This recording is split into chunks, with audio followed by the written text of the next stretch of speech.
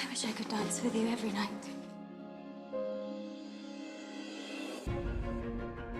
I'm afraid. I know, ma'am, but I also know how much courage you have.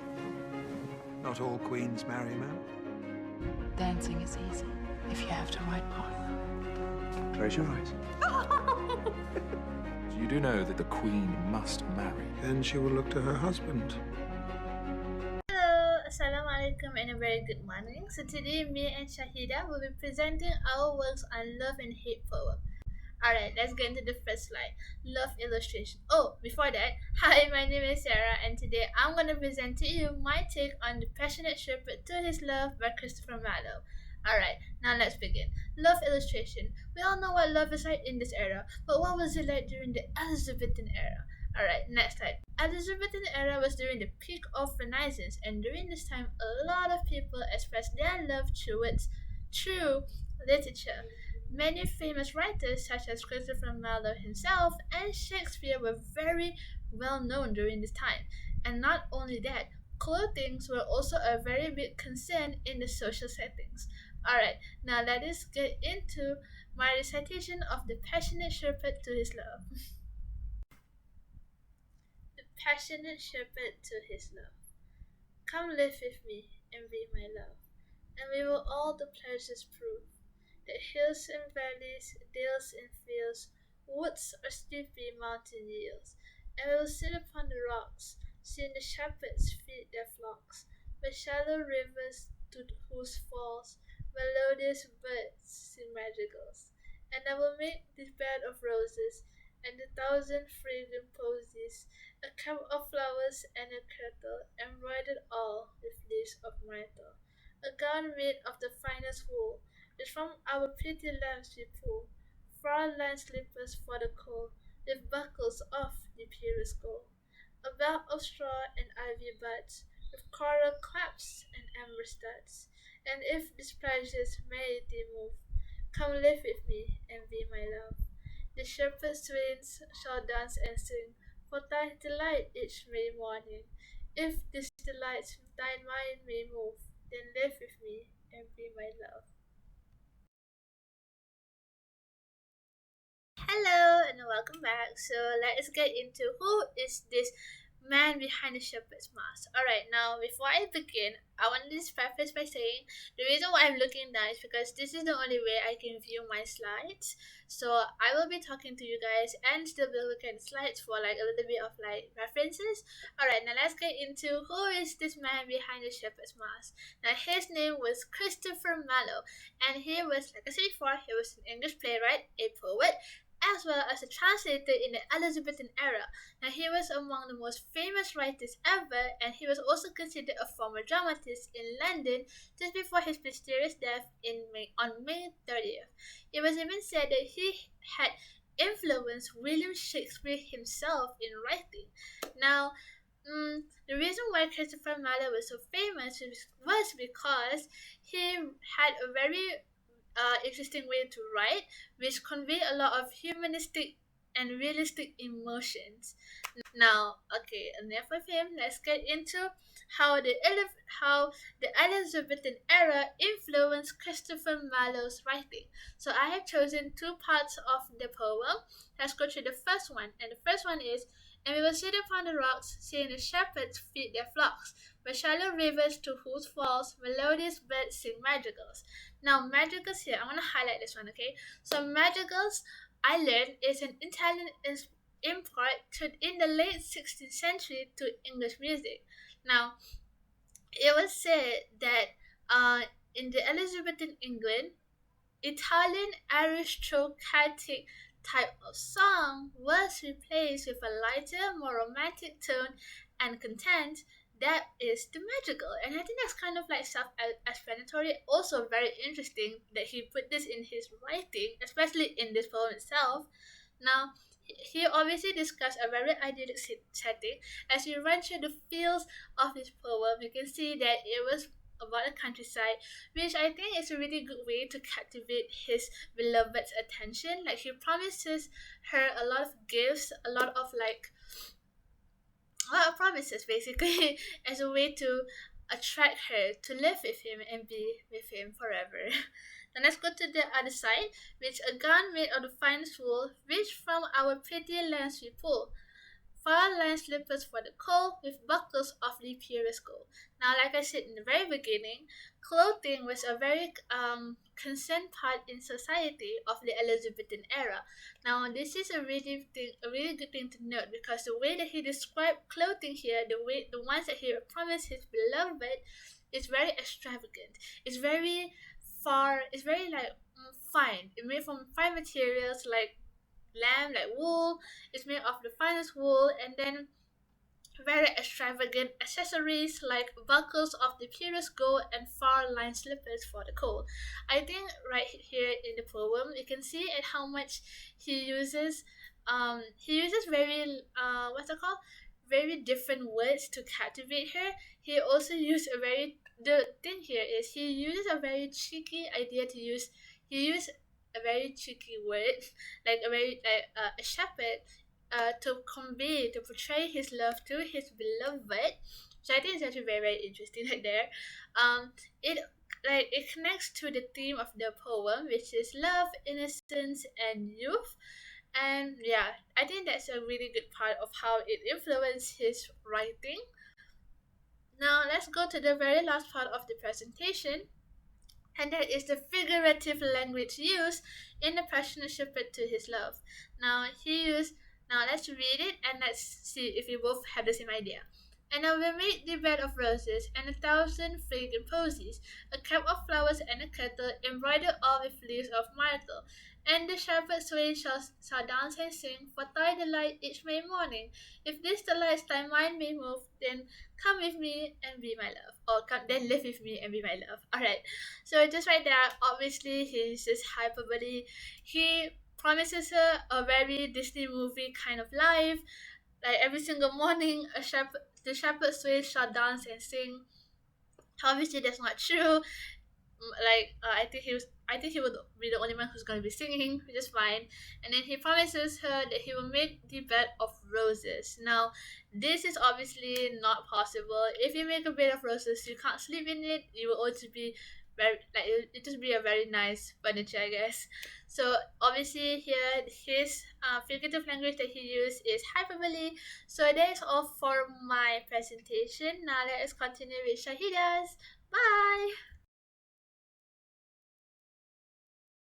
Thank you, Sarah, for presenting her part. Now it's my turn to present. So I will be presenting you guys about a poem titled Love Turned into Hatred by Sir John Suckling. But first, let us define what is hatred. Basically, hatred is a feeling of intense anger or disappointment that we feel towards the others. But hatred is such a strong word that someone must be doing you really bad and really wrong if you start to feel this. And it can be anyone, such as your family, friends, or even lovers. Now let's talk a little bit about the Caroline era. So the period from March 1629 to April 1640, later known as the personal rule because Charles I did not summon the parliament during this time. It is also known as the Caroline era and was dominated by the growing religious, social and political discord between the king and his supporter, which termed the Royalist Party, and the parliament opposition in response of particular aspects of Charles' rules, while the 30 Years' War raging in continental Europe, Britain had some kind of uneasy peace because the civil conflict between the king and his supporter worsened. But despite this, this era also see some kind of developments in arts and science such as poetry, metaphysics, and also geography. Now I'm going to recite the poem for you guys. It's Love Turned into Hatred by Sir John Suckling.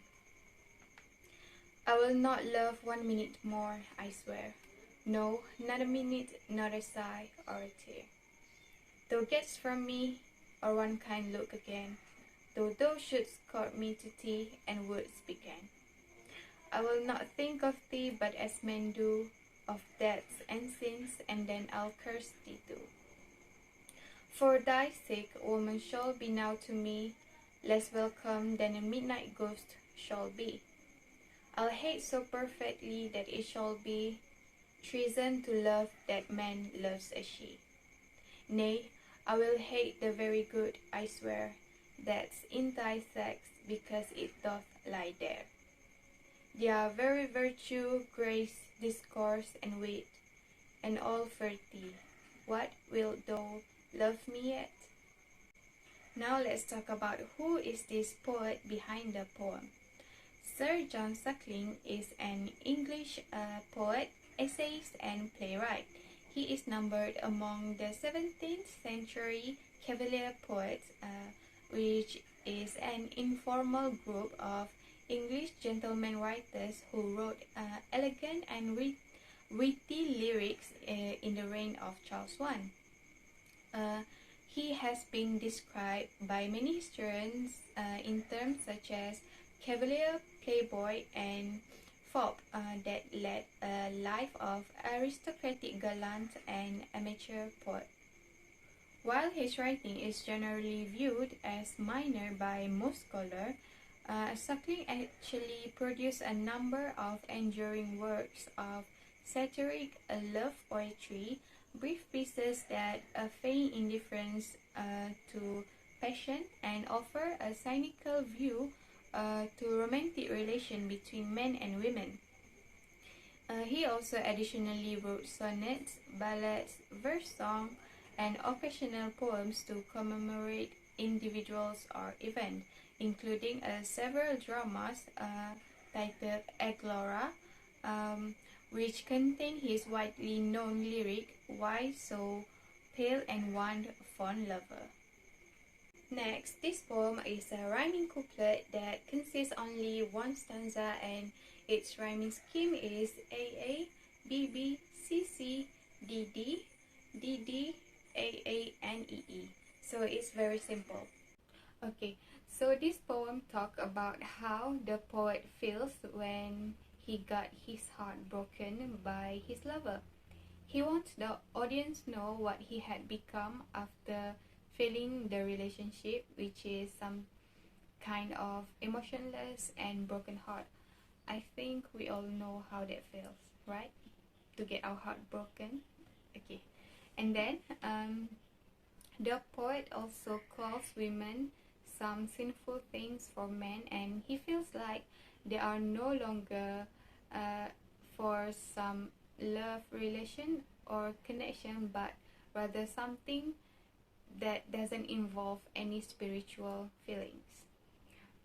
Through this poem, he also wants to tell us that he can no longer love a woman anymore after this. That's the after effect of getting our heart broken by our loved ones. Lastly, the readers can almost feel his anger and disappointment through this writing. Now let's talk about the influence of the Caroline era on Sir John Suckling writing. And as we all know, Charles' reign was rocky from the outset, and outwardly, this was a period of peace and prosperity.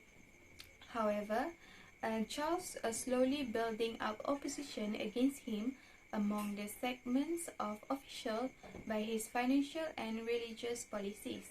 However, this era saw the flourishing of the Cavalier poets.